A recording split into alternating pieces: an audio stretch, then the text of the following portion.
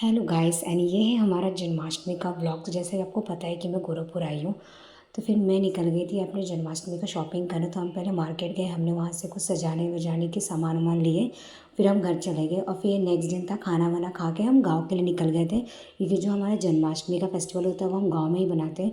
और ये जो फेस्टिवल है ना, वो हम बहुत सालों से, मतलब 100 साल के ऊपर हो चुके हैं जब से मेरे घर पे जन्माष्टमी का ये फेस्टिवल होता रहता है। 100 साल के, आई थिंक 150-200 ईयर्स भी हो चुके होंगे, क्योंकि ये मेरे परदादा के टाइम से ये फेस्टिवल चल रहा है और अभी तक ये चलता है। ये तो ये जो फेस्टिवल है ना, हम बहुत ही ट्रेडिशनल तरह से मंगा बनाते हैं। तो अभी घर पे हम पहुंच गए और घर पे क्योंकि कोई रहता नहीं है, तो घर पे बहुत ही ज़्यादा सफाई करनी थी। तो धूल मिट्टी, तो इतनी ज़्यादा सफाई करनी थी। मैं 2 बजे से सफाई करना मैंने शुरू किया था और करते करते करते मुझे रात हो गई थी। इतना धूल इतनी मिट्टी हो जाती है, और गाँव के घरों में तो और हो जाती है क्योंकि वहाँ इतनी मिट्टी विट्टी होती है। तो सारा सफाई वफाई करने के बाद मैं सीधा सो गई थी। और ये नेक्स्ट डे था जिस दिन जन्माष्टमी है। तो हमारे यहाँ जन्माष्टमी जो है ना, वो हम लोगों ने 16 को मनाई थी, 15 को नहीं बनाया था हमारे यहाँ। तो जो भी यूपी के लोग हैं उनको पता होगा। और फिर यहाँ डेकोरेशन का हमने स्टार्ट कर दिया। तो हमने यहाँ मटका डेकोरेट किया, जो मैंने ऑनलाइन देखा था। उसके अंदर आप कॉटन भर के आप दिखाओगे कि माखन गिर रहा है।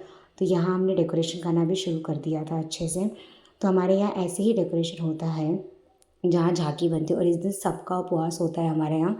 तो बहुत घर पे मेहमान आए थे, तो इतने क्वांटिटी में भर के साबूदाना की खिचड़ी बनी थी। फिर यहाँ हमने रंगोली बनाई थी और ऑलमोस्ट हमारा डेकोरेशन ख़त्म हो गया था। सिर्फ जो मटका हमने डेकोरेट किया था वो डालना बाकी था। और फिर आप यहाँ देखिए कि आ चुके थे मंडली जो कीर्तन वीर्तन गाते हैं, और पूजा भी शुरू हो गई थी।